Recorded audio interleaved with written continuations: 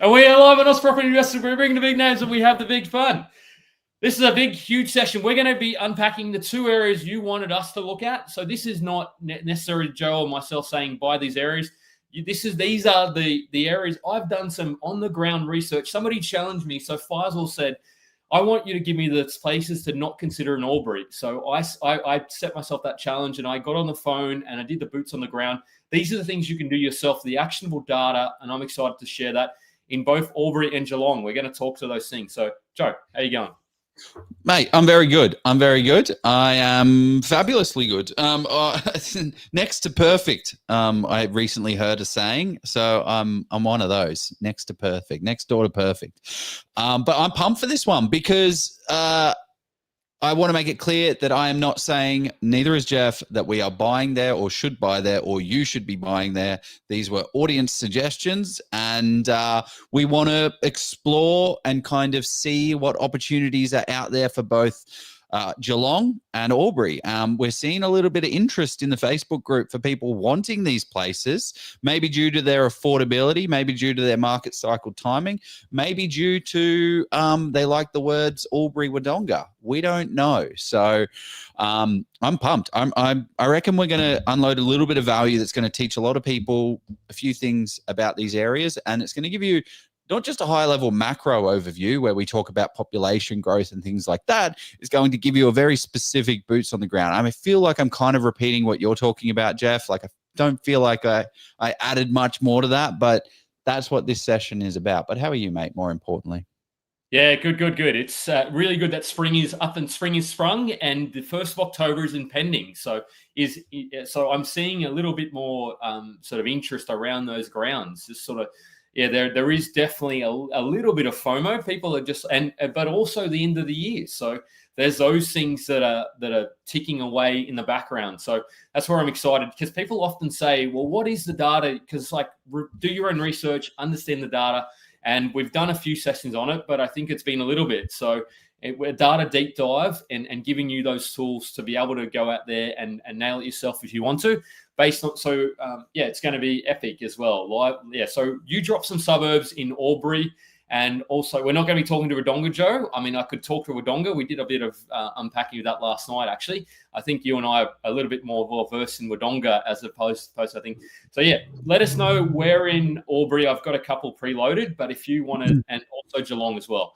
But, Joe, for those of you who don't know who we are, and how good Sunday was a fantastic live session. Mate, look at this. We had over 200 property investors at the live event. 70, but yeah. Well, yeah, maybe. I don't know. I didn't count them all. The seats were there. But an epic session, mate. I took a lot away from it. I was so nice to meet so many friendly people and so many knowledgeable people. What was your kind of key takeaway? What was your favorite part of that thing?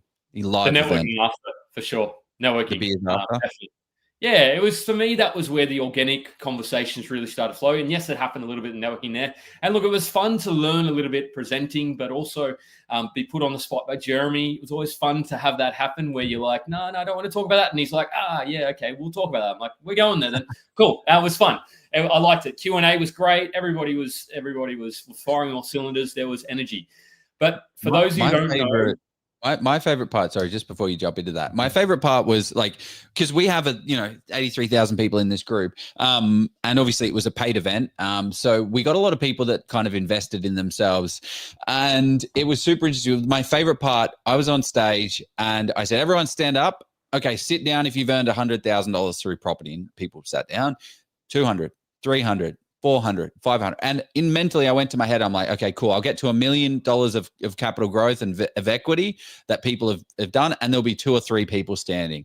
By the time I got to $1 million, there were 30 to 40 people still standing. I still have earned $1 million over of equity in property. And it blew my mind. It really made me realize the kind of quality of people, well, not quality, that's not the right word to use, but the experience people had, and that's what we were kind of mingling with. And yeah, that's the value of these events, and the beers afterwards. You just get to soak up the value. We had there was someone there that bought 8 properties in 12 months by just going hard. So these things are possible, but only if you surround yourself with people that have done it. And so you can ask them, how the hell did you do it? And anyway. Steve wants to go to Melbourne. I want to go to Brisbane, so we'll see.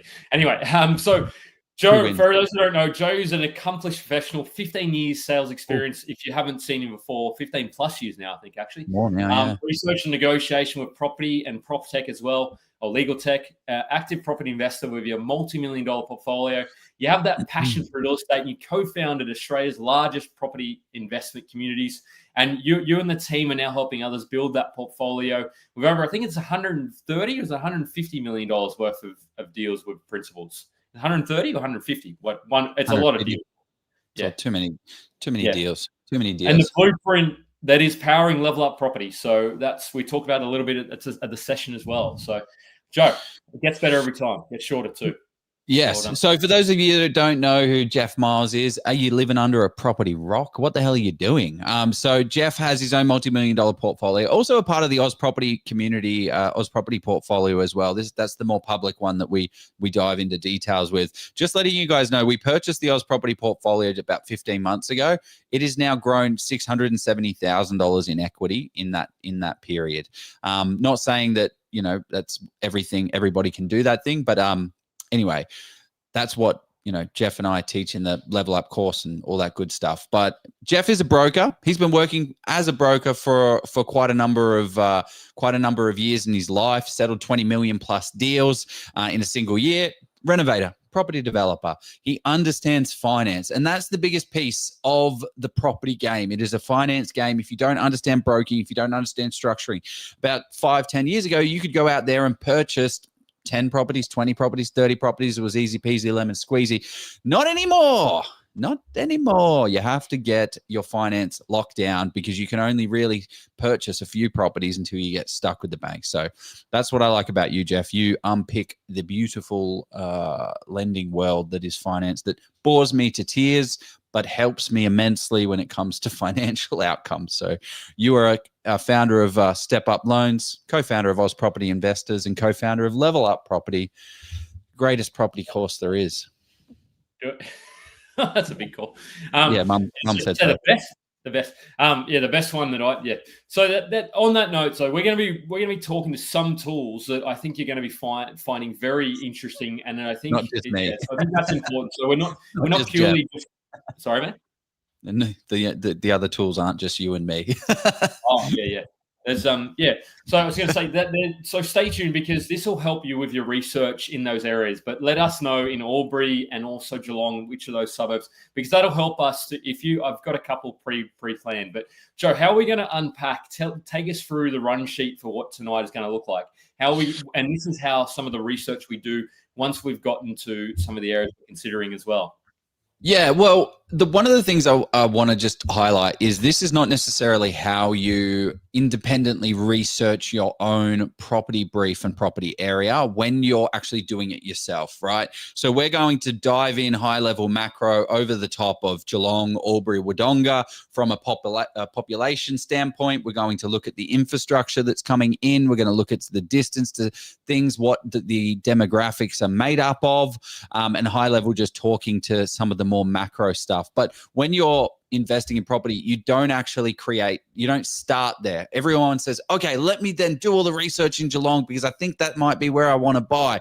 And then all of a sudden you're like, oh, actually, I don't know if that's the place for me. Oh, great. I'll do my research on Frankston, and then I'll do all my research on Truganina, and like they do all this research, but they don't actually craft their brief. So your brief is really what paints the picture of where you're going to buy, and then it gets cut down by the suburbs based on the data and the research, and then you find your few suburbs, and then that's when you can do your macro high level on the region. So this is not necessarily how you go out there and buy in these areas. And then really it's just going to be a free-flowing conversation around macro and then data, and then boots on the ground and some tools that may help you to get out there and research them.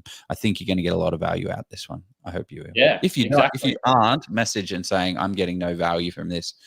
Message Joe, don't message me, please. No, I mean, tell me about the good stuff. I love hearing constructive feedback. So Guys, so Joe, if you want to take us to, should we jump in the car into Geelong expansion? Of you guys have any insight? Yeah, it's interesting. There was, I don't know if you're referring to there's the Avalon Airport that's happening, which I know is a little bit up the road. That's kind of from Lara, so that's impacting that. I was hearing about that today, and they're sort of talking about the creek, the sort of train station, the V line, and there's the connecting train in there as well. So that's going to make getting into Melbourne even quicker from Avalon Airport, because getting that damn bus, getting the red bus or whatever it is, into the city is a little bit painful from Avalon, to be honest. So Sophie was saying in 40 to 45 minutes, so get the V lane from Avalon into the city now. So I'm like, that's potentially game changing for some, and opening up Geelong even a little bit more. Not that there's good and bad points about Geelong and as of any area. So Joe, yeah, I mean, that's the interesting thing about the other airport is getting absolutely hammered, right? Tullamarine is getting absolutely smashed. Okay, anyway, this is the session that we're talking about today. We're just gonna we haven't gone too crazy with the It's a drone shot we ordered today, Joe. Well done. Look at that. Yeah, copy and pasted from wherever that is. So that is the drone. So anyone, Albury, Wodonga, we all have a bit of an idea where that is. It's regional New South Wales, but it's also regional Queensland. It's one of these weird places. Sorry, Joe. Definitely not Queensland. Definitely not Queensland. Apologies. So don't do that to Queenslanders, mate. Bloody hell. Poor Queenslanders. They're already hard enough for you. I love you, Queensland, but yes. Yeah. It is it's would be considered a regional investment location, right? It is not in a city. It is not close to a city. It is a similar distance from Melbourne and Canberra, 350 kilometers, one up north, one down southeast, and then Sydney, 620 kilometers. So what it is straddling the main river here. The Murray River. Yep, spot on. Murray River. Population of, I've done these backwards. Population of around about 103 right now. This is just from 2021. And the population forecast is going to ideally be 120,000 and 60% owner occupiers to buyers. So it's a little bit high. Probably a little bit higher for me, isn't it? Like it's it's on the cusp of where I would say that there's getting a lot of investors sort of happening. You're not going to like what's coming up to Geelong then. But 60% owned. 60% owned to buying. Yeah. 60%. Versus tenants or renters. Correct. Yeah. According to my stats, Joe, it's the 20th biggest city in Australia at the moment. So you're bigger than Launceston, Rockhampton, Bunbury, Bundaberg, Hervey Bay, Wagga Wagga, Shepparton, Mildura. So if you look at those stats, even Port Macquarie, so it's actually, I'd say it's a reasonably sized town. It's only 20, 30,000 under Darwin. So yeah, and Townsville's sort of up there as well. But that's cities. Yeah, I actually wanted to bring that. I wanted to bring that stat up. So let me just find it while you do population. I'll send you the. Oh, you have it? Yeah. Maybe I should just share it. Oh, yeah, you got it. Here we go. Yeah. I think this is important. You go. Here we go. Well, one of the things that I really love about this list is that it makes you realize that, yes, Australia is a big country. But if you, like, my goal here is to remove as much off my plate so that I don't have to, waste time researching stuff that's irrelevant. So if you have a look here, so if you've got like a cutoff of 20,000 population, not saying that's a good or a bad thing, all of a sudden you've got 69 locations to research. Maybe you want to have, it needs to have a population of 100,000 plus. Okay, cool. So Albury Wodonga ticks that box. It's got 101,000. And then there's only 20 other regional centres that have that over 100,000 people, which I think is just kind of crazy, isn't it? Like, there's only 20 places. There's Bendigo, Ballarat, Darwin, Toowoomba, Cairns, Townsville, Hobart, Geelong, Wollongong, Central Coast, Sunshine Coast, Canberra, Newcastle, Gold Coast, Adelaide, Perth, Sydney, Melbourne, and Brisbane. That's it from a city aspect. So it makes me feel a little bit confident when it comes to like, okay, great. Well, where in the cycle do I think these places are? And then where is the opportunity? Now, that's only if you're looking at population, and population growth alone doesn't mean there's going to be capital growth. So I think that's one important thing to look at. Renters to owners is at 60%. One of the things that we like to see here, I'm not going to do the present mode, is healthcare and social assistance is quite big. They're having a big hospital upgrade of $558 million that's going to help drive the economy there. But also, one of the things to mention for Albury Wodonga is that it is a central train inland rail setup. So it connects Sydney and Melbourne via rail. So it is having upgrades to that, but it also is quite a lot of traffic from that goes through it. So that is one of the things I think is quite interesting is the train line. So you just be careful of, there's a train line running through it and you don't really want to be too close. You don't really want to be, for instance, there's the train line that goes through there. It's a bit close by the looks of it. And yeah. So Albury is on the northern banks of the river, is based in New South Wales. Wodonga is on the other side of the river, based in Victoria. Now, the funny thing is this actually really affects, it doesn't it's not a fundamental shift because the most important thing is the capital growth, but it does change the state that you're buying, which means that it changes the amount of stamp duty that you pay, and it changes the land tax layout, the way that you pay land tax, the land tax thresholds, and different situations. So I can't give you any advice on that because I'm not an accountant. However, also the property management side of things as well, like your tenants. So I spoke to somebody on the ground today in Albury, Lisa at Stain Nichols, and she was saying that, because I said, it must be fun trying to manage those properties in Victoria, because over here in New South Wales, minimum standards isn't as much of a thing. But yeah, in Victoria, it's heavily policed and she's like, yes, I definitely prefer New South Wales, at least from a property manager's perspective. So not saying that they're better or not, they're just two sides of a similar coin. It's just but yeah, that's one thing that you to keep in mind is if you're in Albury, yes, you've got different rental tenancy versus over in Victoria, different ones again. But go on, Joe. Yeah. Well, just other macro things, like it's got good employment as well. We've got healthcare. It's also got the ATO, everyone's favorite people, the principal collection agency for the ATO. So they've got over 1,000 people employing there. They've got Bunnings as well, I see. They got Bunnings. They got there's even blue scopes down there as well. So I was literally looking on the map, and I was like, the reason I noticed that, because being an Illawarra boy at the moment, blue scope is not going so well at the moment. But anyway, blue scope is down there in Albury, and she said, it's a very diversified sort of industry, like Harris Farm and what areas to be wary of in Albury Wodonga. Jane has asked. I'm going to talk about Albury. We do know a little bit about Wodonga. I'm going to focus on that, Joe. If you want to talk to Wodonga, we do know a couple of areas in Wodonga, not to be a little bit. Well, I mean, there's not many suburbs in Wodonga. So there's Wodonga and West Wodonga. There's not as many suburbs to talk about.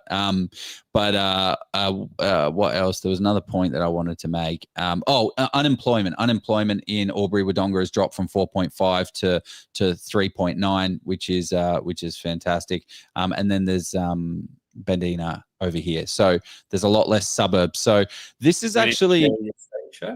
Sorry. Oh, am I sharing my page? You won't. But yeah. Oh, okay. Sorry. Well, this is probably a good point for people as well, that you won't. Sorry, Jeff, and I'm kind of jumping in here a little bit, but is that it's not about the suburb. You're not buying in a suburb. You're buying in a street in a location. So you can see here, Wodonga and West Wodonga are massive. Like this area, there's 45,000 people in Wodonga. You are taking up all of this, whereas in Albury, it's North Albury, it's Glenroy, Hamilton Valley, Springdale Valley, Lavington, North Albury, South Albury, all of that stuff. So I guess it's just pocket specific. Everywhere has a different location and a different value. And just because it's in one suburb doesn't necessarily mean it is. That is one macro point to point out with Albury is it's not don't buy Lavington or don't buy Thaguna or don't buy Springdale Heights. It's very pocket of don't buy in this pocket of this suburb, don't buy in this pocket of this suburb. So if you're looking at the data for one suburb, I would just also factor in the surrounding suburbs as well, because it'll kind of accumulate, amalgamate together. But what drives property values? Well, what drives property values or what drives people to property is job opportunities, because they're going to get a better salary, or affordability, because they're going to get a cheaper property. So these are some of the reasons why Albury and Wodonga are starting to become quite interesting. I mean, Jeff, we're going to talk to the data side of things at some point in time. But yep. Albury Wodonga 2021 had a bit of a go, and that's one of the things that you'll realize differently with what we'll talk about with Geelong, that Albury had a good steer, and then it's kind of dropped off, and it's starting to now get a little bit more interesting, led by Albury as opposed to Wodonga. Yeah. So you've gone boots on the ground, though. You've called multiple agents. I think that the info, like Jeff, you've got some solid. I'm going to shut up. Give me the goods. No. So I wanted, just so people are watching, the process that I suppose where once you've identified your brief, macro fundamentals, which Joe's just taken us through, and then it's understanding the boots on the ground via the tool. So Joe, do you want to bring up OpenStats? Because I think that's a little bit of a secret, not a secret, but I think that'll sort of look at some of the stuff. Yeah. So I did have it up. Somebody's dropped a comment as well. Is that Matty Brandon again? What's he saying? Jeff is awesome. Thank you very much, sir. Oh, gee, that's very kind of you.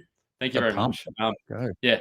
So yeah, OpenStats, and then we go into have that conversation, the real boots on the ground with the property managers. And yes, you don't necessarily, you want to sort of validate and understand all that. And then it's running the data on the suburbs. So I've focused on a little bit of the OpenStats and then having the conversations, and then we'll look into the data, and then we'll go into Geelong. Joe will talk about the macro side of that as well. Joe, do you want to bring this up and talk us through this great tool that I think, and it's free, it's fantastic. And this is based on 2021 census data. And that's the thing when I'm having these conversations, the way I break it up is I get the property managers to say, okay, where do I need to be cautious of? And what's changed in some of because I'll have already looked at the data, as in when I say the data, the information on the Housing Commission pockets and all that, and say, well, how's much of that changed? And interestingly, there was a pocket in sort of the middle of Albury that said, yeah, they're starting to sell off some of that thing. So I think where it's sort of red, I'm just trying to see that road. Is it Wodonga? Going again? That's the Hume Highway, and then there's the Wodonga Road. Yeah, Wodonga Road. So see around that sort of there. She was saying that some of that is and Lisa's saying some of that's starting to be sold off. So and that's happened in the last couple of years. So what's being sold off? The Housing Commission. So see, that's quite red. Yeah. So the Housing Commission's 15%. The renter to owner occupier is 20% renters, which is actually not too bad. 15% public housing. So yeah, interesting. This is the sort of information that you're not, because this is now data that's 4 to 5 years out of date. So this is where it's absolutely vital. You have to ring up and have those conversations and say, and generally in Albury, it hadn't changed that much, she said. So it does take time for Housing Commission to be sold up. So Joe, if you want to take us to I'm just trying to look at my map as well. If you go to West Albury first, because that's kind of where I started off. And there was a pocket. I've got some spicy pocket. Yeah, that was 51%. Yeah, that's and that's validating. She was saying Pemberton. I'm just reading here. So if we look, it's a bit rougher in pockets over there. Be mindful of Pemberton near the aged care. So that's something that was mentioned, and not to the aged care is right there, I think, on the right hand side of Pemberton, and that's exactly marrying up. So these are things we want to hear. We're validating the information and conversations that we've already had, and we sort of go in there with no preconceived ideas. But if you look at the prices, Yeah, exactly. This is where it gets a little bit interesting. So we're going to go down this little. Okay, so where are the nice areas in this pocket? We will Down to the say, left, like from a data perspective, we've got close to the 0% public housing. So let's see what the prices are around here. Ooh, 555 yeah. for a 4 and 2, 640 for a 4 and 3, 630 for a 3 and 625 for a 3 and 1. Jesus. On a main 740. 740, yeah, right near the hospital. 640, 610. Okay, so this is the more nicer pockets just from a data perspective on the Housing Commission. Then we look here, 4-bed, 1-bath, 500,000, 500,000, 430,000, 425,000, 550,000. 555. So you have some, yeah, and that's what she did say. It is sort of littered in Oh, what's amongst. this? So, Jesus, yeah, $1 that looks million. like that's a mansion, I think. Yeah, So that would have been out of the Housing Commission pocket, Joe. So it's literally kind of to the right of Jacaranda. She said that exactly. So to the right of 50%. Jacaranda is where there's that big concentration of pockets. So these are the sort of things that you want to look at it initially and then say, okay, great. And then it marries up with the sales you're seeing. So West Albury generally, yes, is quite nice. And then there's that pocket in there. So if you're looking purely at West Albury and it looks great in terms, do you want to look at the data for West Albury now and see what it's saying on HTAG? Oh, yeah, sorry. Okay. And then, because I suspect the days on market, I haven't looked at this actually, so I should have looked at it. If we look at, so if we scroll down, the things we like to look at, you might need to zoom in a little bit, Joe, just a little bit small. Yep. So scroll up. I want to see how much growth we've seen over the last 5 to 10 years. Okay. Yeah. Yep. So you can sort of see there hasn't seen a whole bunch of growth in the last 3 to 5 years. It's seen a little bit. Over 7 years, a little bit more. In 10 years, what has it seen? About 70%, has it, roughly? Yeah, 75%. Yeah. So for me, it's almost starting to maybe look a little bit interesting, but you need to look more than just the typical price, of course. So if we go down, and we won't do this for every suburb, but I just decided we're going to do this for West Albury.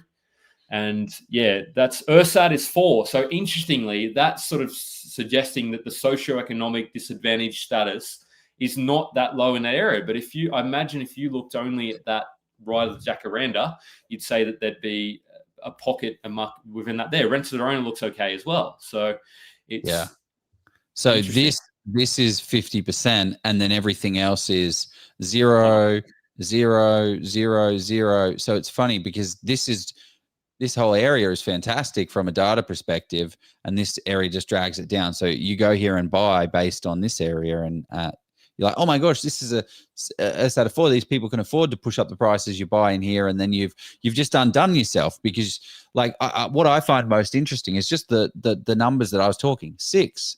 Oh, that's a 555 on a main road.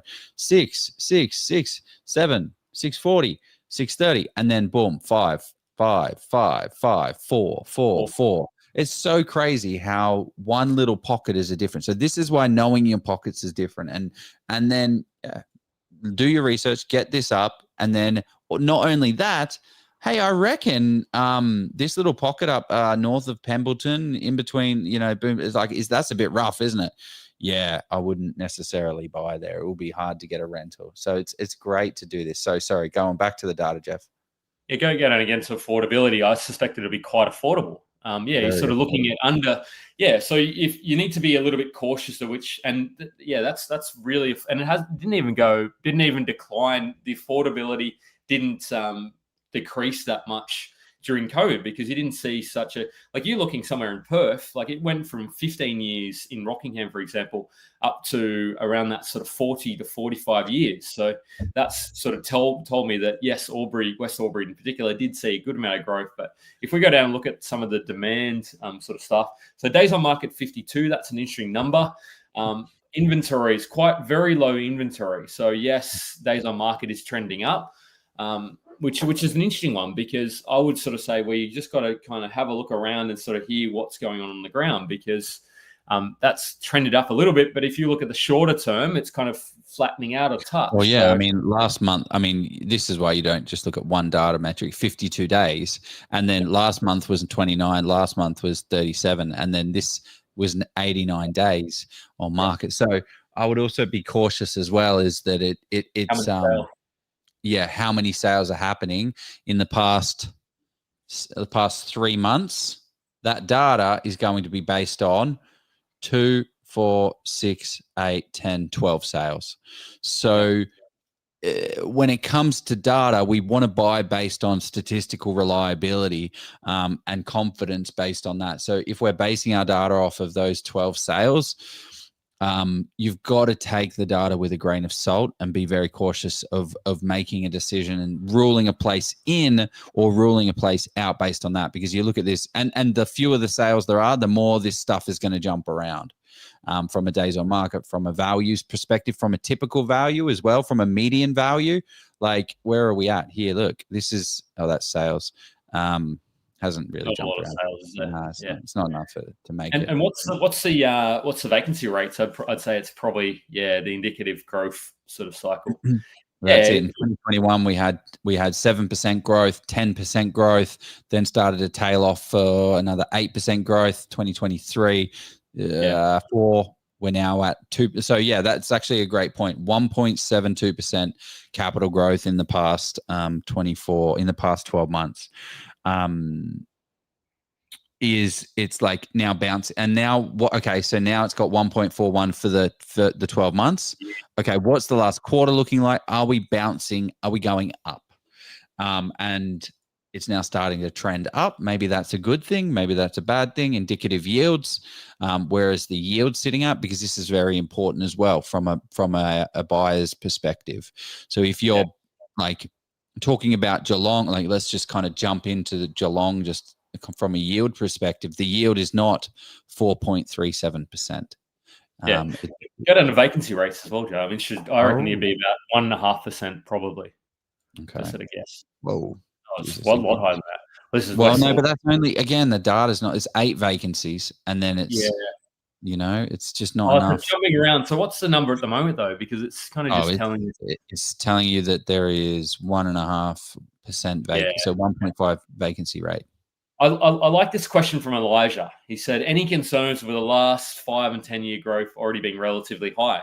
It's crazy you're saying that that's relatively high. I mean, if you compared it to, let's compare it to somewhere like a Perth or somewhere like that for 5-year growth, that's actually relatively low. Like if you look at, look at, it was only like 15%, wasn't it, for the last 5 years, roughly? Yeah. I mean, it's still, where is it? 27. So it's still not nothing. That's 5% per year, which to me is, I mean, compared to a lot of other parts of Australia. We're talking about North Albury and Lavington. Yeah. Interestingly, Elijah, those are the areas that I felt may have had a little bit more potential, because look at that. Look at 95%. But West Albury doesn't seem to have a lot of interest from investors, particularly just based on purely looking at this. This is my assertion. But if you look at affordability in Rockingham, for example, we're just contrasting this quickly. And then I reckon it's a check Coolangatta. Oh yeah, don't worry about Coolangatta. 45%. That's what I was sort of talking to. Like right now, it's not Coolangatta. We do like Coolangatta. Same thing. Well, we did like Coolangatta. We told you guys to buy Coolangatta. No, we didn't tell you to. If you listened and if you read between the lines and bought in Coolangatta and listened to us, you would have made over $100,000. But not anymore. I wouldn't be buying there anymore. But you would have made 130% in the past 5 years, or 72% capital growth. Anyway, back to Albury. Maybe we're saying Albury's a good place to buy. Maybe we're not. No. So, I mean, I'm not saying this. Types of products is interesting as well. This is a really, like, knowing what sells gives you the ability to kind of see, because sometimes you see these charts, it's like only 3 betters, only 4 betters. It really helps you stick to that. One of the key points that I think that's interesting is, okay, well, we want to factor in supply and demand here. So what building approvals are coming to this market? And again, there is nothing. There are 0 building approvals coming to this market, which means that over the next, like, if people really want to live in West Albury, there's no more houses being built. Yes, there is some green land supply here, but is that actually getting developed? No, it doesn't look like there's any approvals in the pipeline.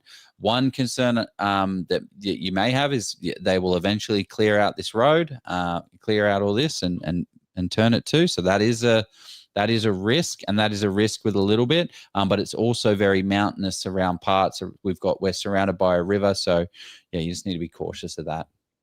Yeah, I'm going to quickly, because I'm mindful we're already at nearly 40 minutes. Yeah. I'm going to say East Albury is a similar sort of. There are definitely some pockets in East Albury, and then we'll get up to Lavington as well. But if you have some suburbs that you quickly want us to do analysis on in Albury before we go to Geelong, let us know. Everybody's waiting for us to go to Geelong, Joe. Are they? Well, one other thing, I think, just if it, like, one of the questions was like, where do I not buy? Where do I avoid? And I'm not saying yes or no, but there is a section of road called G Block. And it's called G Block because it starts with every street has a G in front of it. And a G, G Block is kind of like that prison term. Like, it's that funny, like, how they say A Block and G Block and B Block.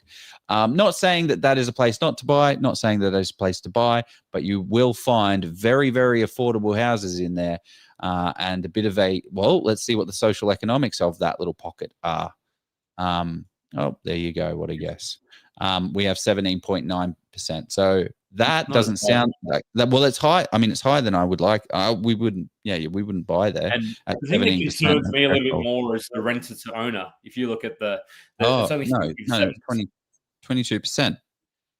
Oh yeah, but then public housing, owner occupied versus either renter or not. Yeah, not owned at least. So you're talking below 60% owner occupied. Gotcha. So, yeah. The other interesting thing, and I thought some people were mentioning Glenorrey, which if you go across to Glenroy, sorry, not Glenorrey, probably in Tassie, you go over there. So interestingly, they sort of said, because I thought that was so up towards the top was where the property manager. So be mindful around Captain Cook Drive is what they're sort of saying.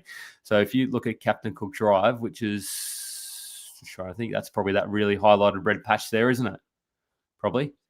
There is.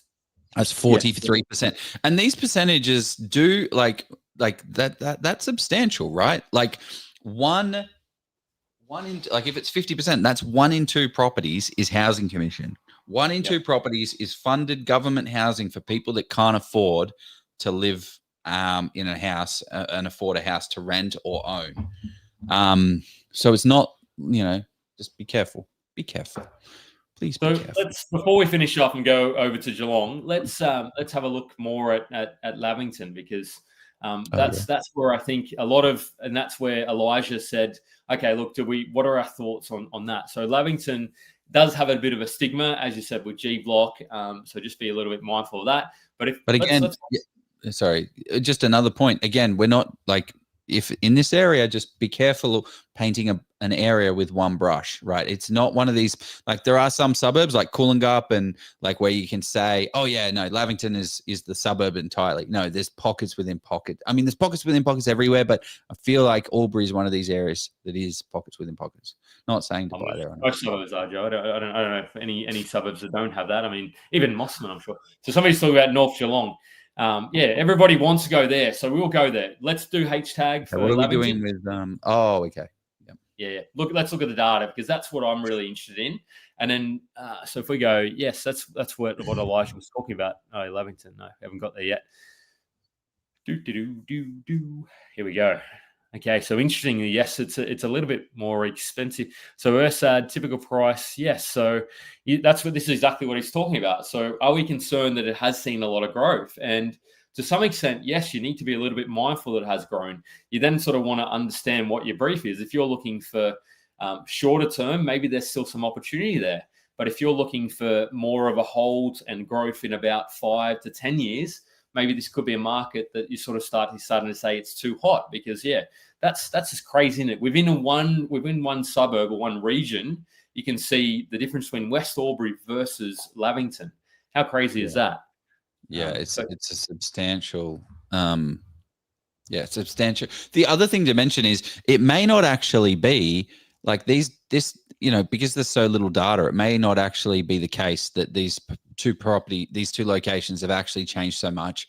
But the problem is it's in the data, and this is what the banks are going to see. So when they do value it, they can only value it on the base of the data that they have. So yes, you might get a killer deal, but if it's not going to grow in that suburb, it might be a value, but it might not be that great for you.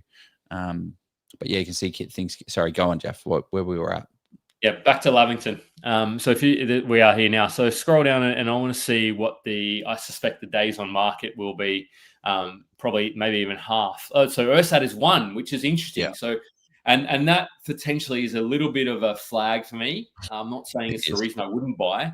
Yeah, I mean, yeah, it's pretty, because you're already talking about if you're buying at that 500, 550, and it's not that unaffordable, but it's starting to get to that stage where you say 35 to 40 to 45 is where you start to say, well, can the prices continue to go? To even Elijah's point. So maybe you just need to be mindful of that, and sort of pop down. And I want to see the shorter term metrics as well, Joe. If we one thing to mention as well is what confirms this URSAT of 1 is the 3-bedroom typical profile. So areas that are a little bit more affordable, you will see they only have 3-bedroom houses because there are only affordable products. So I think the data is quite strong for Lavington. Yeah, as I said, I literally said it would be half. And I think there's a bit of an anomaly there in West Albury, because it's just not, there's probably one that took 80 days to sell. And there's probably a couple that took a lot longer to sell. Yeah, and 27, and 30, that's skewing. Yeah, I would really dig into that West Albury. I think that might not be. And even so, you look at that looks hot. This looks pretty hot in Lavington at the moment. Maybe not a hot spot, but at least a warm spot, I would say. Vacancy rates sort of increasing as well, which tells me that investors are really getting in there at the moment, which I'd be a little bit cautious of Lavington at the moment.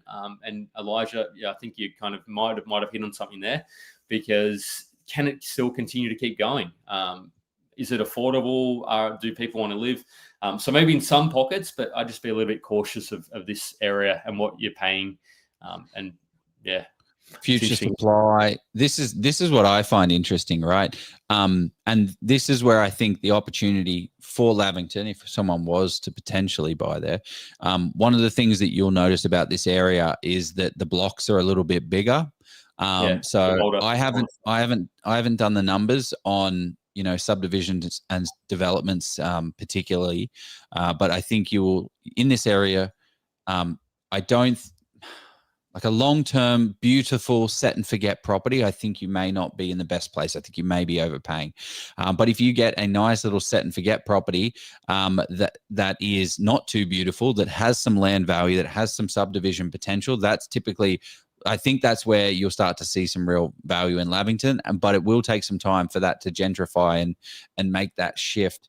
But it's interesting to see my thoughts coming kind of true with the 30 approvals, because this is not a large land. This is like, it's got 30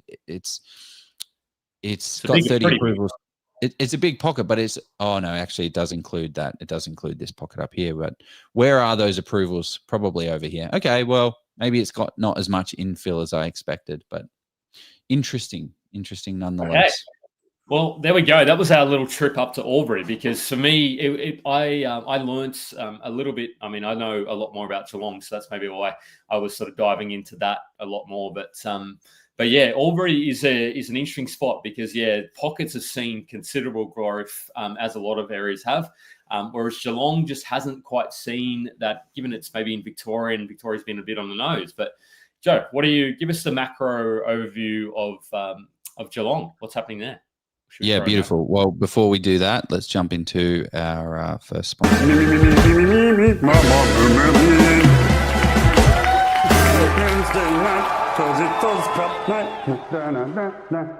Oh, Jeff, I wish there was 3 investing books that covered everything property. Oh, Joe, there is. Steve has 3 books now. That I do, guys. I've got 3 books now. You probably don't even have to follow this group anymore.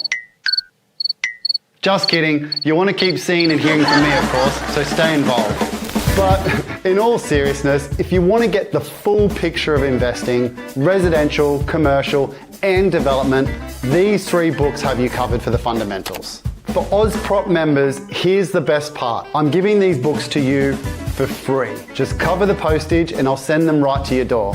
Go to policeyproperty.com or click the link below and get your copies today. You can also get all my spreadsheets, checklists, and resources free on my website. Happy reading, gang. Happy reading indeed. So what I was going to say is, if you have any questions, even just in general, it doesn't have to be about either Geelong or Albury. Let us know, even if it's about portfolio or property, anything about property investing. Yeah, that's probably the best thing to ask us about. I don't know too much. I know a few things about everything else. So Geelong, macro, what are we looking like? Or okay. Well, let's go back to this little list of cities that we have in this beautiful little island that we call Australia. One of the things that you will notice, we have Melbourne, Sydney, Brisbane, Perth, Adelaide. One of the things that you will notice is that Melbourne is the highest. Wait, what? Melbourne's the highest populated area? Huh. That's interesting. It's been that way for a little. Yeah, because it's the way they classify the metropolitan area. So they've captured more in Melbourne, because Melbourne bloody just goes for they've got paddocks everywhere. So but surely Melbourne's more expensive than Sydney, right? Sydney's king, mate. Is Melbourne more expensive than Brisbane though? Surely Melbourne will be more expensive. I mean, I think there's a bit of a It depends on whether it's more expensive than Adelaide.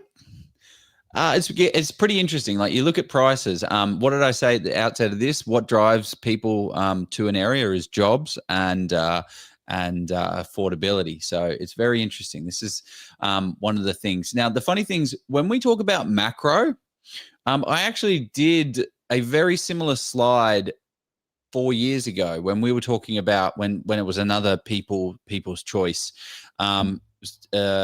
And we went through Geelong, and I went through that presentation today, and I was like, oh, wow, look, all these things are here.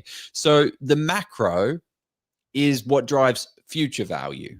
It doesn't tell you what is happening right now and what is driving the future growth. So when people, like, I see this all the time, I guess, when people are trying to sell house and land packages, they try and sell the sizzle without any substance. So that's one of the things I guess is just worthwhile pointing out. If someone's like saying, oh my gosh, we've got all this, crazy infrastructure, and we got like that infrastructure is good. It's a big part of investing, but it doesn't tell you the supply and demand dynamics that's actually going to move a market.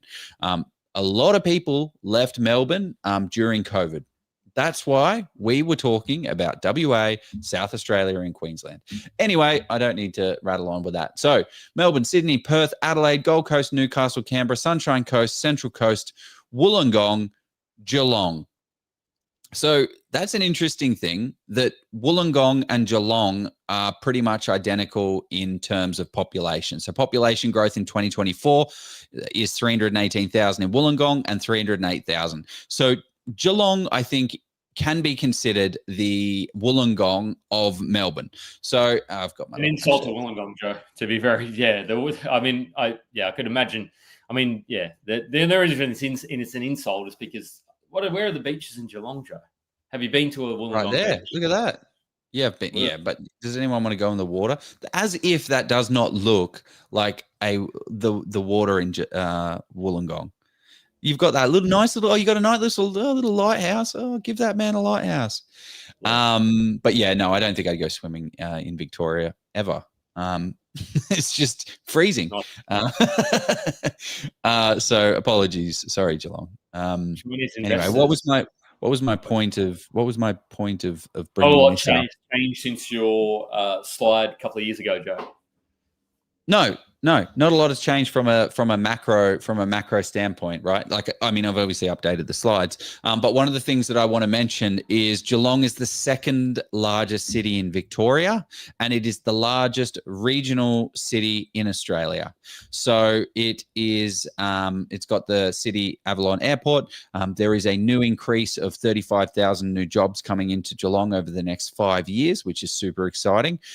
There is a 30% increase in healthcare and retail, and a 30% increase in construction. So 270,000 population in 2021, 364,000, and then a very ambitious, I don't want to get the number wrong, so I just want to double check what year they're bringing that in, but they're going to make 500,000. They're going to have 500,000 people by, I believe it's 2041, which is a substantial amount of people. Where else has 500,000 people? Queanbeyan in Canberra. So they want to be the next Canberra in by 2041. Yes, That's a lot of Lots people. things. Okay, going back. So let's talk about from a regional, like from a location perspective. One of the good things that we really like, I really like, I don't know about you if you like it, Jeff, is the distance to the. I've got the bloody slide here. I've got the slide here. Distance to the CBD, 75 kilometers to the CBD, about an hour 15, about hour 15 by car. But one thing to mention is access to the city is important. But the government's decided that it's not that important. The government. So what don't we like about Geelong? The government got rid of the $2 billion fast train to Geelong to the Melbourne CBD. They said no more. They said it's not going to work. We don't want it. We can't do it no longer. So that's something pretty interesting. So that is something that we don't like about Geelong. Geographically, one of the things we do like, I like, is that it's hemmed in by the M1. So when you start to look at it, Geelong itself, the city centre is here, right? The Geelong City. This is the beautiful little waterfront that we just saw that picture of. And then we've got Geelong West. We then have Manifold Heights, Hamlin Heights, Bell Park, Bell Post Hill. Then it starts to go into Norlane. Then it starts to go into Corio. But this area is all hemmed in by this M1. So from a supply constraint side of things, you're going to see some interesting things happen. So one of the things you'll see is that there's going to be a lot of land supply going out in here eventually. So that 500,000 people have to go somewhere. So we're already seeing that in Corio with all of this land supply here that will eventually get converted. I imagine whatever it is, like the little reserves and things like that, will eventually get converted into land supply, but it will get point where they can't do it.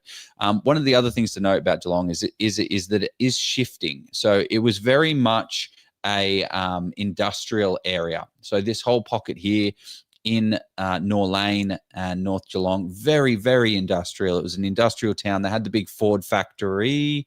I think that's where they bringing in the Spirit of Tasmania now. But there was a big Ford factory here and it closed down. There was a whole heap of people that lost their jobs. So,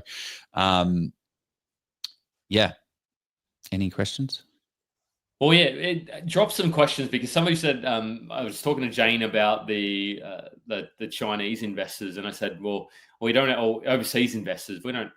I think that there may be some more coming back, but it's just incredibly tough to buy with the foreign buyer stamp duty surcharge. What I was going to say, Joe, is Lara is another pocket where they're going to be releasing a lot of land up that way.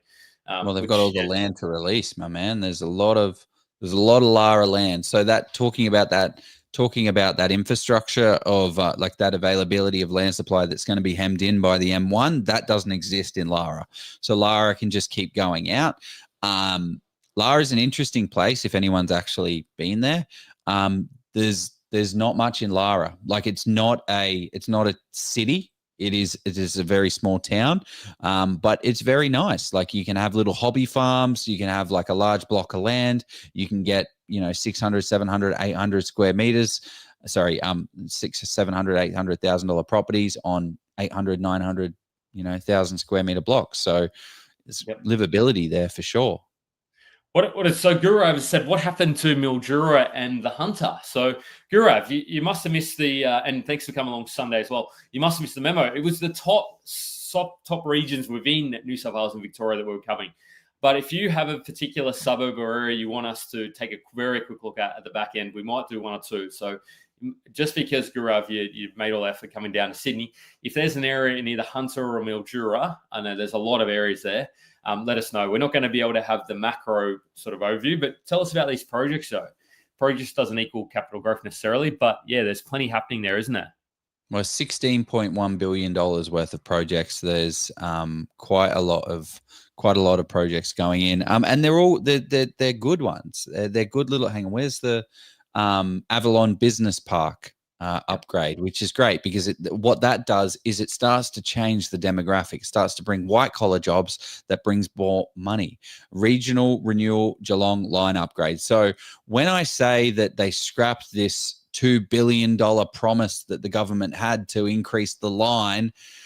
Yeah, they did. They scrapped it because they probably realized, now I'm not a politician, that the hour 15 that it takes to get on a train from South Geelong to the Melbourne CBD is an hour and 15.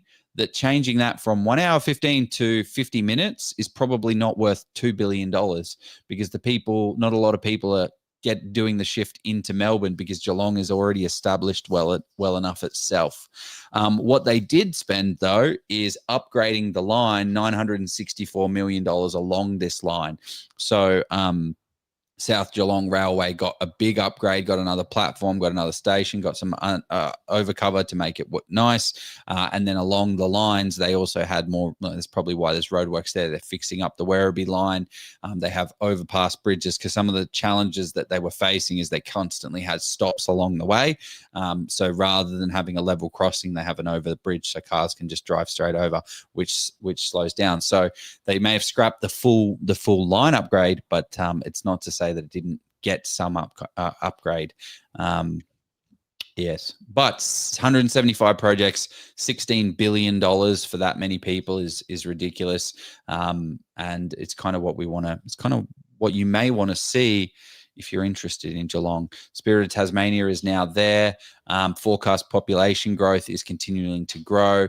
It may not have been 2041 when they get to 500,000. So I don't think it's quite there yet. So ignore that. What I said there. Desirability, affluence, and we'll talk about some parts where there may not be necessarily as much affluence in the lifestyle. It's definitely pockets. The thing that I wanted to point out about pockets of Geelong, you need to be a little bit more mindful of is in parts there is a little bit of flooding around, particularly, and this is where what's that site, the Vic Plan or something? What's the Vic Plan? Where you look at flood Vic Plan, which will tell you if you plug in an address, and it's accurate as well. It's particularly important in the parts where there's a lot of some buyers agents sort of pop in there. A few, maybe more than a few, particularly in Norlane and Corio. I was speaking to our resident property manager on the ground, Sophie Anapolitis from Element Network down there, and she was telling me that some properties that were sort of selling for that 520-ish in that Norlane and Corio, she was starting to see rents. She appraised them at sort of that 440 to 480, and she was sort of saying that they got up to 490 and 500. So there is a lot of investors are snapping up sort of rentals and all that in the affordable parts. Potentially with the 1st of October happening, it's not purely just So with people buying with a lack of sort of stock available to sort of pick up on rent because owner occupiers are starting to move in or starting to get ready, they're sort of saying, okay, great, I've got to live somewhere. So the rents are starting to see a bit of increase in vacancy rates. There isn't really a lot that Sophie was sort of saying, which was interesting as well. Jane has asked, what do you mean that vacancy rates? What are you saying, that there is a lot of vacancies or not enough? They're going down. There's no properties available. Yeah, there's no properties for rent, apparently. That's why prices are increasing, rent-wise at least. This is the boots on the ground analysis, so go and crunch the numbers and all that, because I'm sure there's many. So Jane said, is Newcomb still scary? Norlane Empty Housing Commission. I mean, you could kind of probably comment that more than me, Joe. Newcomb, I don't know if it was, there's probably pockets that are scary, but yeah, I mean, I think it's changed to some extent. But I mean, okay, well, let's just go back to Jeff, what we're talking about, the open stats. I think the Whittington is a little bit more of a scarier proposition than the Newcomb, but there's definitely scarier pockets in Newcomb. The interesting thing, I think, that as well with the data, like when you do boots on the ground research, and this is one of the things we talk about is interesting one. Yeah, Armstrong Creek's a lot of land supply there. But what my research looks like is not the same as what this research looks like for pockets.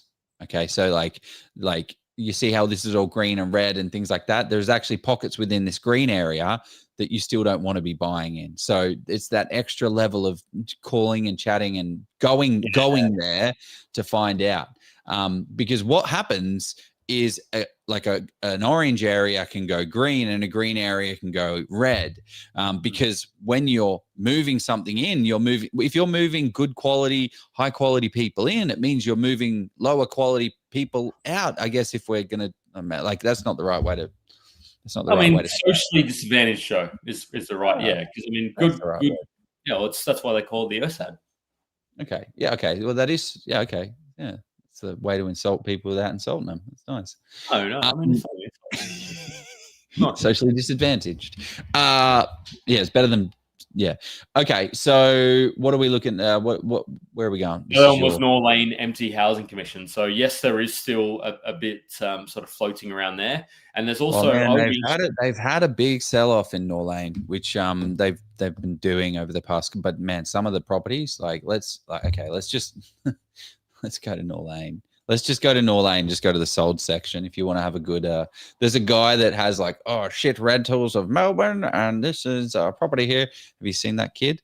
No. Is that the guy who does around the burbs? Yeah, around the burbs, and it's hilarious because he just goes through these crazy, trashed properties. But yeah, let's have a look at what is in the sold section. The birdcage in particular. Oh yeah, see that's what Sophie was saying. Look at this. Things are selling for $555. Peacock, something in the birdcage sold for $600, did it, Joe? $410. Look at that. 2-bed. Ooh, Jesus. Yeah, it's a bit rough. What's going on with that? All of the nails have popped out. That's fun. I was hoping to see more trashy. Maybe it's further. It was a couple of months back when I was looking. Anyway, sorry. Go on, Jeff.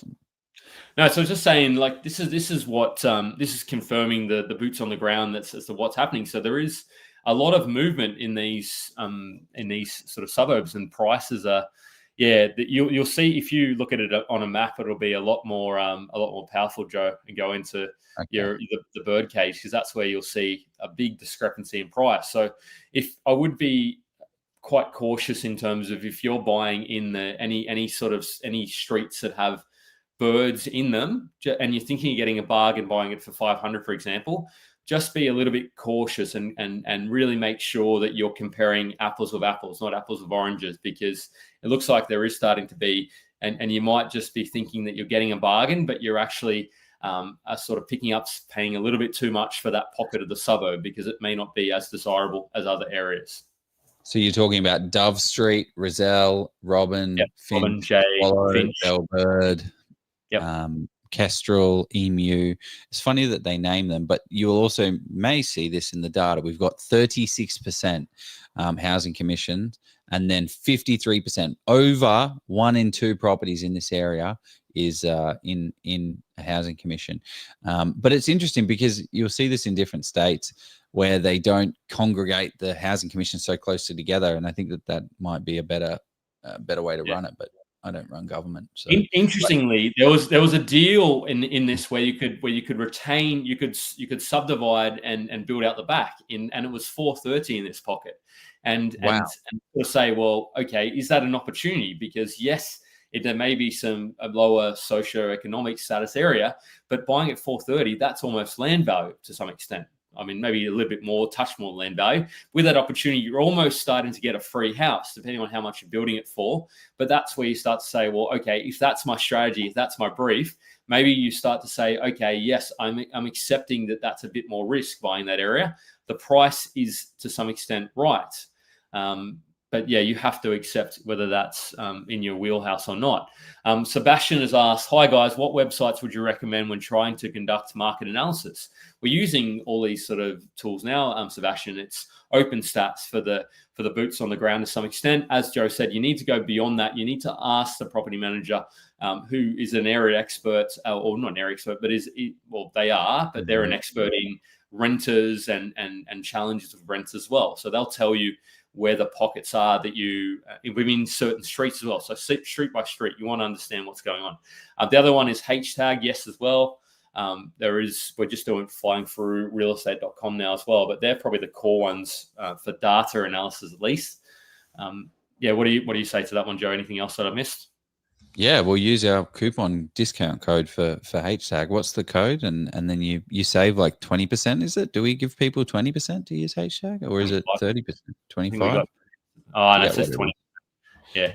Interesting. I mean, talking about development, I'm looking at these two blocks next. Both of these sold next door to each other, like at the same time, 8th of July, 21st of June. So maybe someone purchases up is going to look to do a development.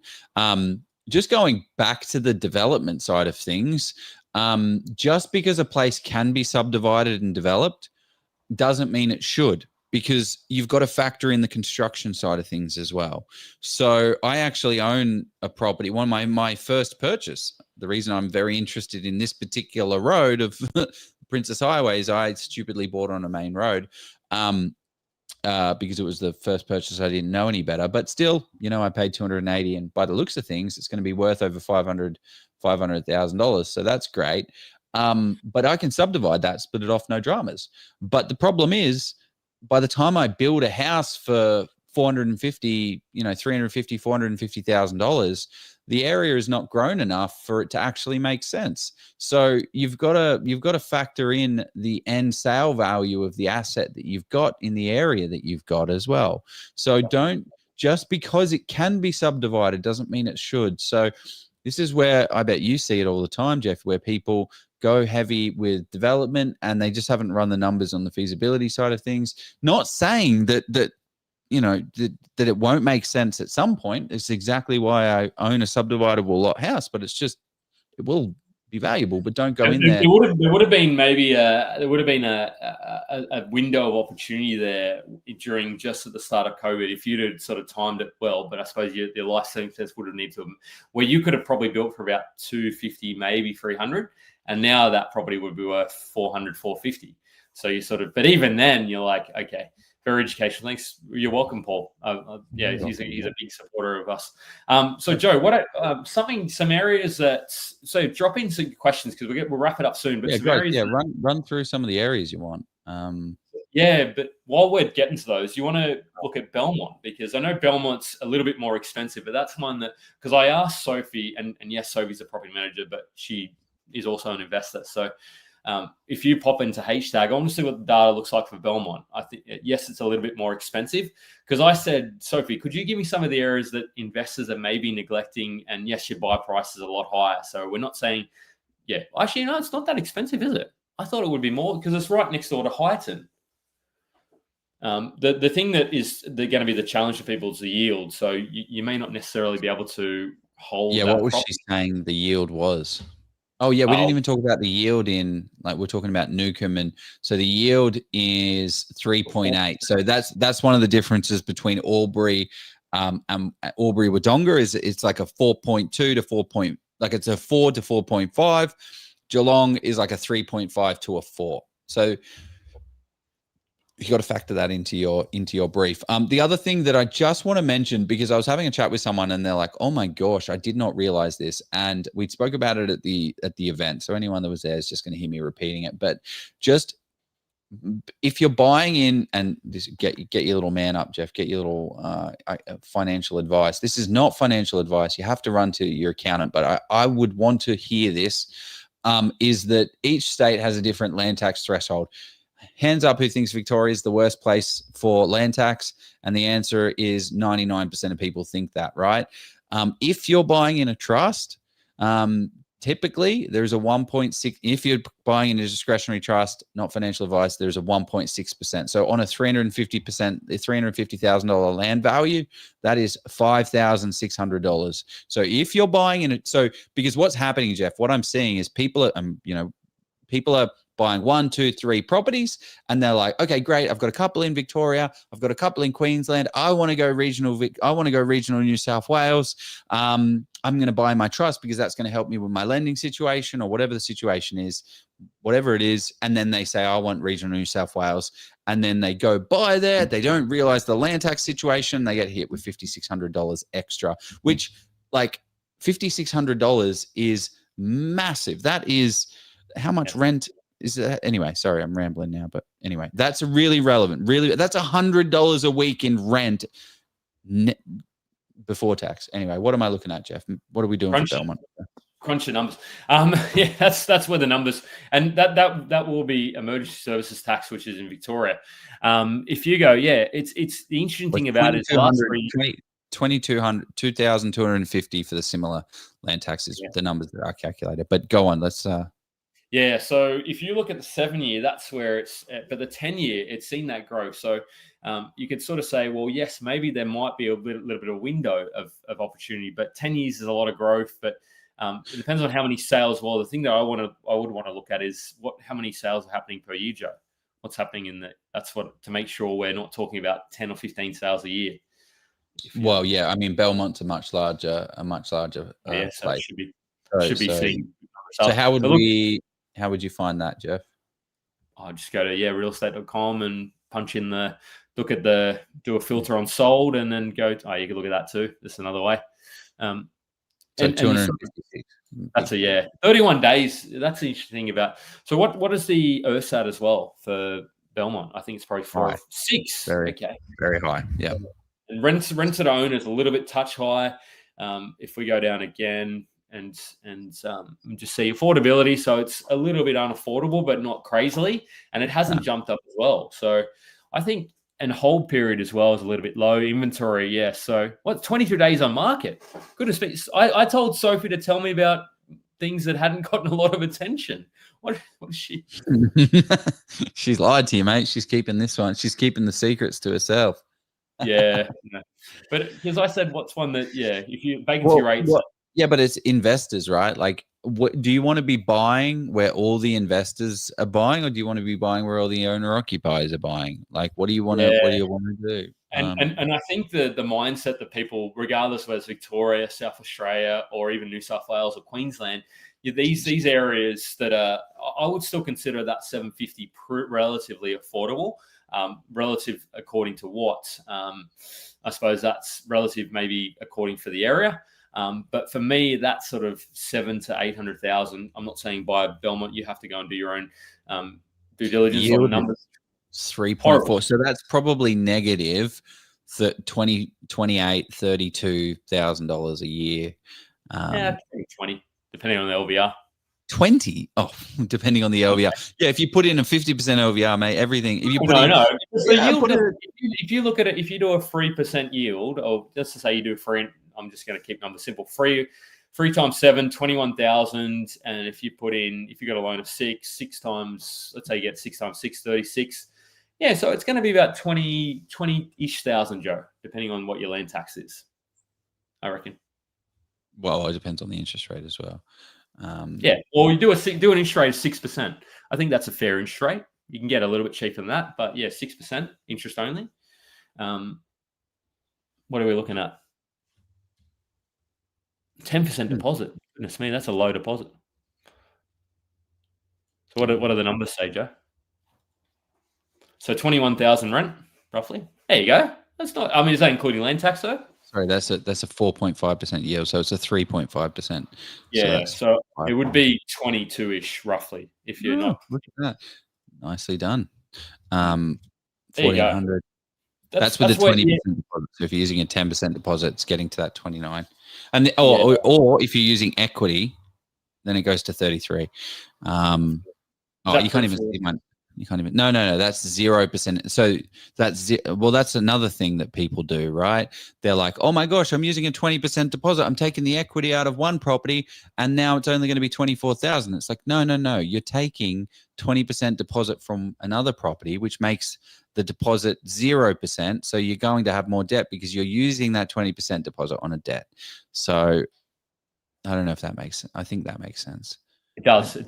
Another one that she mentioned, which I thought was a little bit interesting, but I have heard this around the traps, is Leopold. So Leopold's a little bit out of town towards Portarlington. So you know where Leopold is, Joe? You probably know where it is. Mm-hmm. Yeah, but throw in some areas because we'll look at Leopold and then we'll go to our ad and then we'll wrap up with some questions and areas. Somebody said Warun Ponds. Well, So that- let's load up some areas before we go into this, and then hit the sponsor and make it happen. Yeah, can we look at this one first? Okay. You're doing the ad. Yeah, let's knock this one out of the way. So then, if you look, and this is one that, look at that, 3 years negative 11%. I mean, this is a really interesting one. I think it's sort of I would see Leopold as a little bit. You need to look at the days on market as well. Affordability has improved in the area. I think, I don't know, if you look at some of the sales, there would be probably a big difference in price in pockets in Leopold. I could be wrong. Building approvals is a little bit, because there is some vacant land out there as well. So for me, this would be one I would have to bookmark and really dive a lot deeper into before considering it. Well, the other thing is like desirability and desirability. Like, do people want to go out so far out of town? Land supply is another factor that needs to be considered in, because there's a lot of it. Yeah. So it's not high on my list. The other thing to note, actually, as a Geelong overall, is that there's a lot of wetland in Geelong, and there's a lot of structural issues in Geelong. There's a lot of shit houses. So your pest and building inspection really needs to be thorough and comprehensive, because all of this is like all muddy, and I mean, it's not all muddy and marshy, but you can see like this is going to be a flood zone and things like this. But what that moisture does is creates movement, which creates cracking, which creates structural issues. So, you're going to go through, I think, if you're going to go through and invest in Geelong, you're going to go through a lot more problems, if that makes sense. You're going to go through a lot more pests and buildings than a typical, like if you're buying in WA in Port Kennedy, where you're buying, year 1990 to 2000 properties. These are all 1970s, 60s, 70s, 80s, 90s. But they had some issues with some of those properties in Warnbro, Joe, by the way. Really? I was talking to some builders over that way when it was born. But let's throw the ad. Load some questions, load some areas up. Warun Puns, I don't know too much about it. I'm butchering that name. So anyway, load it up and we'll come back and wrap it up, team. It's been a great session so far. Everywhere you look, someone else is making money in property except for you. Your mate, he just bought a house. It's already gone up $100,000. There's some bloke on Facebook, he's bragging about pulling in a 7% rental yield. Meanwhile, you're stuck scrolling real estate and domain, confused as hell and having no idea about where to start. Or maybe you're that mate that's got $100,000 in equity. You have a few properties under your belt, but you feel stuck. You're unsure about how to scale without over-leveraging and not knowing what the next right move is. So why does it feel like everyone else has some kind of secret that you're missing out on? It's because they do. There's a reason some people keep stacking properties while others sit on the sidelines stacking excuses. There's a reason why some investors buy under market value while others pay too much. There's a reason why investors know the hot spots before there's any heat. And there's a reason that some people build $150,000 in passive income while others just spend years thinking about it. And it comes down to knowledge. And that's exactly why Jeff Miles and I, Joe Tucker, created the Level Up Property course to hand you the exact step-by-step process that we've used to buy over $100 million worth of property in today's market. We've built Australia's largest property investment community with over 80,000 members, and we help everyday investors secure hundreds of thousands of dollars in equity, all without wasting years of their life trying to figure it out the hard way. Making an uneducated decision on the biggest purchase in your life is just gambling with your future. Stop it. Get some help. And this isn't just another how to buy property course. Let's be clear though, this course isn't free. What? And neither should it be. This is our life's work. We've spent over 100 hours each on this course alone. Oh, babe. Okay, video number 3. Number 4 with million does... Fuck. Done. We've got decades of experience, millions of dollars in deals distilled into a repeatable process that you can take away for yourself. If you're looking for free advice, there's plenty of noise out there. You can go and find that if you'd like. But if you want real,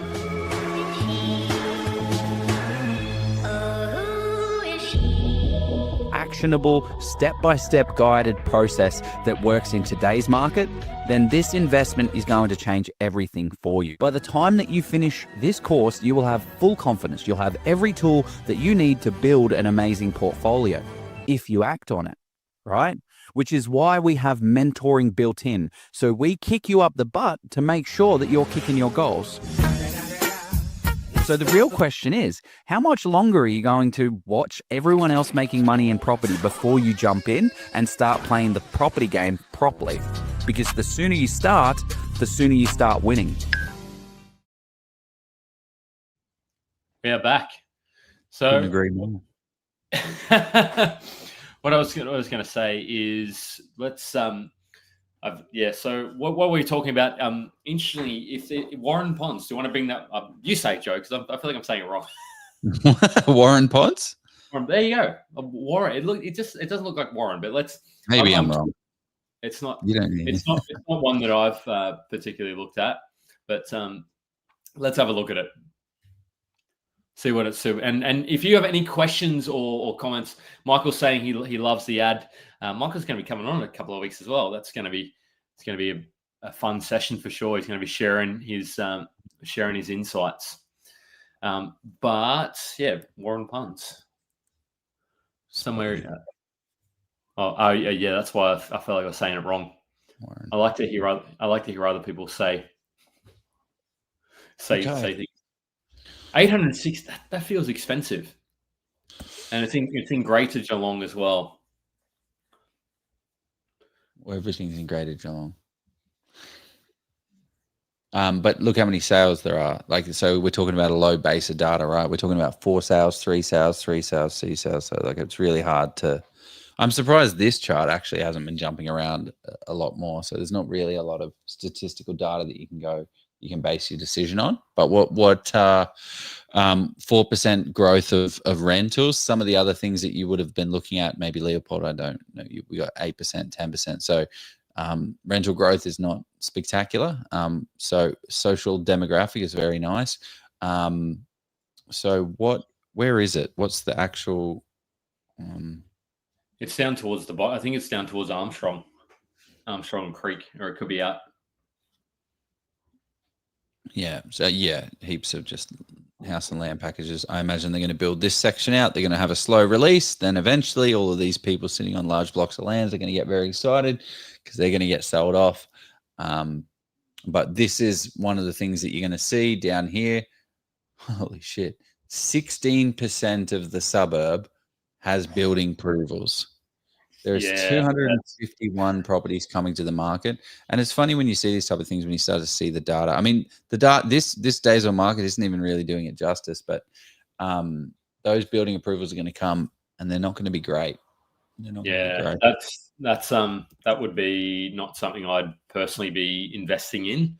But hey, I mean, I'm that's probably why I haven't really heard too much about it, because it's out near. Yeah, it's just down to the left of left. I'm just under Grovedale and Armstrong Creek. Yeah, I'd be really cautious, sort of going too far into there. I mean, Highton, yes, is a great area, or can be considered a great area. But yeah, if you're sort of going, I almost liken it, and it could be, correct me if you're a Geelong local, almost liken it to you have Werribee and Hoppers. You go too far up, you're into Truganina and you're into Tarnee. And then you're sort of like, okay, great. There's just going to be an abundance, and they're going to be built on 300 to 400 square meter cookie cutter.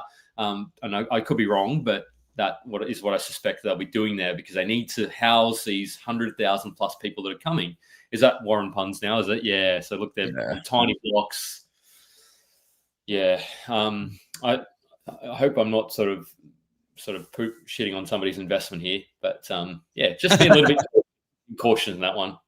If I was a developer who got in and had the land, there might be some opportunity there. But if I was buying the finished product, it depends on why you're buying it for, I suppose. Yeah, but also, you've still got to actually, like, even owning a developable land, like even owning a large lot of land there. Like you're then competing with all of this, that's. Oh yeah, I'm talking about if I owned like from 10 to 15, 20, 25 years ago and bought it for, Yeah, like that's it. Like owning this, like owning one of these lots of land here is going to be a pretty solid thing. But again, we've got the highway situation. So then they're going to have to build proper infrastructure out of here, which they're going to have to invest in, and it's going to become a big council thing. So it's going to take time. But owning this piece of land, Nichols Paddock, in the next 20 years, you'll be all right. But it's that's funny enough. That's exactly what Elijah said. He said, give it 15 years, and Torquay and Armstrong Creek, there won't be too much free land between. But how long do you want to wait for it, though, Elijah? Like, if you're willing to wait 10 to 15 years, maybe, but I'm not willing to wait that long. Well, it's kind of cool. I think this is something interesting. That's my computer's doesn't like it. Is to jump on Google Earth. Not Google Maps, Google Earth, and see how things have changed. So, like, you'll even look here with Belmont and you'll start to see. How long can you go back? You can go back ages, like years, like the 80s. 1922? No, they've got to have satellites, mate. They didn't have satellites back then? What, they got? What, 1922? They're too busy. They were busy, and there was wars and. So Grovedale is another request. That's an interesting one, Grovedale. We'll get back to that, Dylan, and then I think we might. So drop us some questions as well. As much as I love analysing suburbs, I love to answer the questions coming up from people. So if you've got we're leading into the last quarter for 2025. So this is a time where you've got to line up your ducks. And I was talking to somebody about this today. Make sure that there is that potential window of opportunity. If you're looking at in mid to late November, you may see some vendors who need or want to settle before Christmas. If you can sort of make it happen quickly, maybe there's that little window of opportunity where you can settle a little bit quicker and get in, snag a deal for Christmas. 1985. So from 1985, this is what the place looked like. It's interesting. It doesn't look very well. That looks pretty similar, doesn't it? Well, let's see. So then see 40 years later to 2005.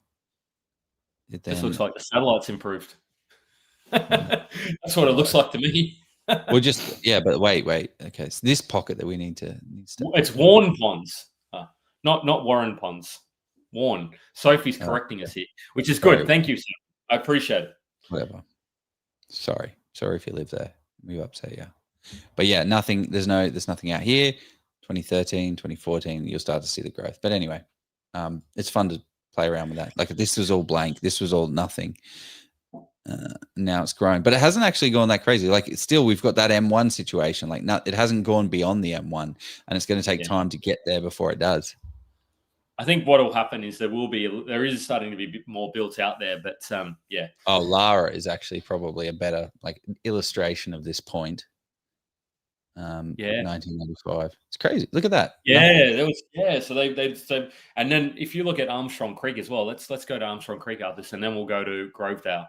Sorry for people. This is literally the definition of watching grass grow or watching properties grow. Wait, where's down the just underneath Grovedale. It's already empty. Oh wait, we're in 2000. Well, they were in 2011, but literally just grass. 1985, there was nothing but land out there. And then 2008, you got a little bit cut up. 2014. Okay, now 2014, we're starting to do some stuff, and then let's go 2025. What's happened? Yeah, there you go. Wow. So lost. Okay. So in 5 years, look at the difference in just 5 years. That's incredible. This must be when people tell me cricket is like watching grass grow. This must be almost what it feels like to them, because this is what it means for property investors. Yeah. Well, I mean, for me, it feels a little bit like that. So, questions, people. But Grovedale, Dylan's very patiently said please as well. So I appreciate that he said please. If anybody else wants to ask this property related question, not about Google Earth, please don't ask Joe to do that again. I might just have to turn my camera off. We'll have our own 12-hour session of doing that together if you want to do that. The slow what's that? The slow biography in Sweden, where they just like literally film the same thing every day for like 70 days. I think this is me sharing a lot of random stuff. So Grovedale, what does it look like, Joe? I'll let you analyze this one because I've done a lot of analyzing. I feel. I just don't. 697. I mean, this is just high level macro, right? Like this is not enough. You're not doing the right thing if you're just doing what we're doing right now. Exactly. But 3 years ago, 5.8% drop. So I guess the question becomes, where do you want to buy in the cycle? Do you want to buy, like it feels so good to buy in an area. So let's just have a look at an area like we were just talking about Coolangup, right? We were going crazy about Coolangup. We were going, guys, Coolangup. It's a little bit social economically offbeat. But if you just go back into the price of it, look at that. Right at the bottom, you would have been called an idiot if you were buying in that area in 2018, 2020, 21. It started to really pick up. But that's kind of what we're seeing in Victoria. Well, actually, it's not the same as what we're seeing in Victoria. That chart looks quite different. But it was we did during COVID, did have a bit of a bump. One of the things as well is Geelong takes a lot of interstate migration from Melbourne. People want that family lifestyle approach there. But anyway, it's bounced off the bottom. We've got 1.6% growth in the year zero. Like that's interesting as well. Zero in the last quarter, it's grown 1.6%. That acceleration is quite quick. 1.6 to 0.79 in a quarter from a year. Rental growth 14%, 2% in the past year. It's nothing crazy. Social demographics is quite nice. Rent to owner occupiers. I think this is a affordable area to buy in, and stocks low. Approvals are quite. There's a couple of approvals there, so I'd find out what's going on. Vacancy rate is closer over to Warun Ponds and also Mount Denise as well. So yeah, Warun Ponds. Sophie's confirmed it, Joe. So it's I'm going to take the local. But you just need to be a little bit careful where in the suburb you're buying. And this is where it's deceptive. But yeah, go on. Vacancy rates. Look at that. It's quite high, isn't it? Like it bounces a little bit. Well, it's 20. So this is 20, 18, and then this is 21. So like, it's just not that. It's not a bunch of. Yeah. Yeah. I was not excited about this suburb, if you can't tell. It's not. Maybe it's just playing a poker face, but it's right next to Warun Pond, so that's why. That's where you need to be. Where is it? There it is. But depends on. Yeah, this is where you're really boots on the ground. You need to understand, you need to analyze and understand what's selling in each part of the suburb as well, because this is where the art versus science of property investing. If you were to buy towards the bottom of the suburb, you may sort of start to see more approvals come through. And that's where your capital growth might be compromised for that. But unfortunately, what will happen if it's a bank valuation, you may sort of get caught up in that noise anyway. So that's something you need to be a little bit cautious and cognizant of. Having said that, Baldivis grew exceptionally well, but I don't think they were developing as much in Baldivis. Could be wrong. But actually, yeah, let's do that, Joe, just quickly before we finish up for the day, for the night. Have a look at Baldivis. I want to know what the building approvals over that way were or are. Okay, will do. And somebody said, Robert, while you're doing that, do you think buying close to the train station in Geelong is as critical to metropolitan Melbourne? I've got an opinion on that, but I'll let. Yeah. What is your opinion on that, Jeff? I don't think so. To me, because you are going to drive, because in Metro Melbourne, you're talking about if you're close to the tram, that's sort of vital. You can get into the city very easily. Whereas if you're going to need a car in Geelong anyway. So to me, how much parking is there at the train stations in Geelong anyway? Is that a question of me? Yeah, I don't know. I think going back to what we were talking about before, like, do people actually do a bunch of people go into into the city? Yes, they do. But the fact that the government scrapped a $2 billion, like a big old promise, tells me that maybe it's not as many as you think. But yeah, I think another one on Grovedale. Goodness me. Oh my false Lord. economy. But yeah, let's have a look at 10 years ago, for 20 years ago for Baldivis. Just a big Oh, old yeah.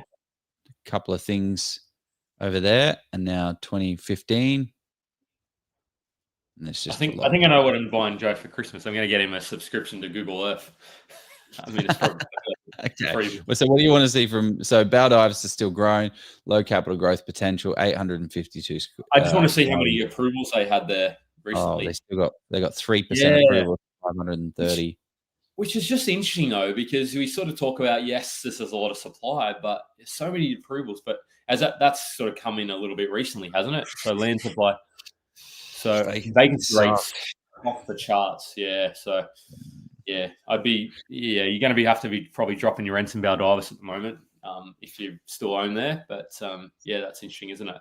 Affordability, but I think the thing that drove that was that there wasn't that many approvals in the pipeline when it started to. Now I think there's going to be some challenges in a place like Baldivis. Now that stock is going to start hitting even more. It's going to start hitting the market, and it's not really that affordable anymore anyway. Yeah.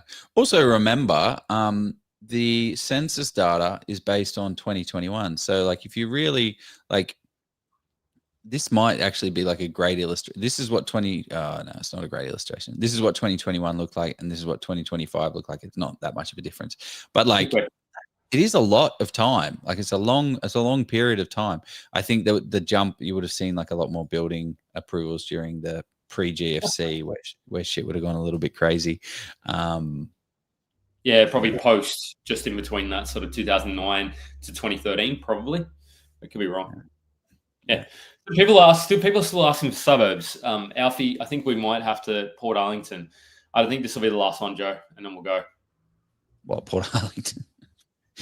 Guys, what's the bloody? Give them the URL to what's the discount code? What is the code? It's already here. It's up in the chat. There we go. Oh, well, grab it. OzProp_20. Is that the code they use? What's the? I think so. Yeah. But that's to make it easy for them. Portarlington. That's Baldivis. You got to drop the space. You got it. Yeah. I to me, this is an Airbnb location. I don't. I mean. Okay. Well, that's an interesting statement. That was quick. Why is this? What tells you? Because it's out on the coast, Joe. Look at where it is. You don't. I mean. Yeah, it's right on the that peninsula out there. Yeah. Oh, so, yeah. I sort of I was looking at this today. That's why I know. I wonder how windy it is there. Probably quite windy, but oh no, it won't be. Okay, good. I was thinking it was. I had my bearings wrong. So I suppose it depends on the strategy. Like to me, if I was going to consider this area. Like it's not affordable. It's very unaffordable. But that's because it's a holiday home and all that sort of stuff. So I would say this is for a very specific type of strategy. It has to be like an Airbnb. If you're buying this area expecting capital growth, I don't know where that capital growth is likely to come from at this stage, based on what I'm looking at now in the short term. Like if we're talking 10 years, I don't know what it's going to look like in 10 years, to be very honest. But I'm not holding up a lot of confidence for a capital growth for that particular part of Geelong. Yeah. Why? Well, because the question is why buy there? Like why? Like what are the draw cards to Portarlington that makes, like, it's a lifestyle location, but there's a lot of land supply. Like why buy if you've got $800,000? You can buy in so many other locations in Victoria. Like go to where the infrastructure already is, and also just because it's $800,000 doesn't mean you should spend it. Doesn't mean you're going to get the best utilization of the capital. But in saying that, we bought a block of units in Geelong 13 months ago, and we bought that was $1 million. And it's quite it's nice buying those type of things, because then it's like we got 4 doors in one go, and it was $250,000 each. It saves 4 acquisitions. It's just great. We love the area. Let's go. Love that area. Ferry to Melbourne. Here we go. Elijah's given Portarlington some. He said the ferry to Melbourne. It's amazing that there's like 60, 70 people still watching the show. So how do people reach out to Joe? Do we want to do that, or do you not want to do that? Well, you do that. You say the nice things about me, Jeff. You've been saying a lot of mean things about me today, so say nothing but nice things about me. It's not mean. Yeah, not Load me me up. today. Give me the goods. Okay, well, Need a little if cuddle. people want to get more of Joe in their life, how do they reach? Haven't got the thing loaded up. So how do people get more of Joe in their life? It's funny how we promote ourselves like we're a guest. But yes, reach out to us. Reach out to me if you. Well, we got two options. You got the level up course. Pretty cool. This is a data deep. Like what we've just covered here is a high level snapshot of what we talk about in the course to go deep. We went deep last night. We went damn deep last night. Well, we went into not just high level macro stuff like this, but more of the micro. And then also we did a data deep dive into comparables and how to compare different suburbs. But not just that, you've got to factor in, you've got to project out the sales price as well to come it up. But anyway, yeah, if you want that, go to Level Up Property. Silly not to use a course. Or if you want it done for you, more service where I buy you the property, then do the property principles, the buyer's agency. That's what we do all day is buy investment grade properties. But Jeff, how do we get more Jeff in our life? Because I've got this little beautiful, pretty thing here, Step Up Loans. Before you go out there and buy a property, you've got to get a loan. And the only way to get a loan is through a broker because the banks are only going to give you, well, you can get a loan through a bank, but the loan's only going to get you so far with that specific bank. There's hundreds of lenders. There's so much opportunity. Broking is really, really boring and you don't want to do it yourself. It's not, I mean, I think it's amazing. I think it's really fun. Like I wouldn't do it yet. But I was going to say you're not getting a loan. You're getting a strategy for me. And it's like when you go to a buyer's agency, whether you go to a course, whatever it is, you get the strategy. You don't necessarily get a property. You get the thing for the better ones. You get the opportunity to see what's going on under the hoods and sort of learn and build it out yourself, whether that be buyer's agent, course provider, et cetera, et cetera. But I'm off Friday, so don't chat to me on Friday. So, guys, I've really enjoyed this session. It's been amazing. It was fun. We promised, and I feel we delivered a lot. I want to say, drop us a 5-star, and we're nearly getting to 50 reviews on Spotify. So tell your friends, tell your family. If you've gotten value from this high level, where you're going to buy in 2026, a data deep dive, understanding how to do it yourself. Get on Spotify, people, and get us in there, Joe. So I'm going to finish and say. That's it there. Drop us there. And if you want to see more of these, what do you want to see on the show more? Let us know. Yeah, well, definitely. I feel like this was a ridiculously good value thing. Also, for the people that are on Facebook, jump on the YouTubes because YouTube is it's better. So jump on there. Okay, I'm going to take us out. Woohoo! See you, team. Thanks, everybody. I'm just sharing my screen. Bye. That's what no, I can't see you. I can't see you screen.